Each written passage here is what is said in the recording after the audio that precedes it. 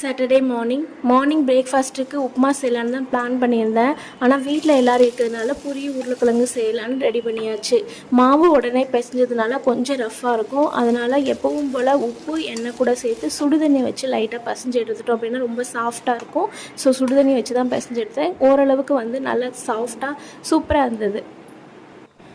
உருளைக்கிழங்கு குருமாவுக்கு உருளைக்கிழங்கு தோல் சீவிட்டு அப்படியே அவிச்சு எடுத்ததுனால அந்த தண்ணியை நான் ஆட் பண்ணிக்குவேன்.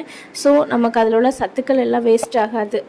வீட்டில் கொஞ்சம் பெயிண்டிங் ஒர்க்லாம் நடந்துகிட்டு இருந்தது. அவங்களோட சேர்ந்து நானும் பெயிண்ட் பண்ணுறேன்னு சொல்லிட்டு இவங்களும் உட்காந்து பெயிண்ட் பண்ணிகிட்டு இருந்தாங்க.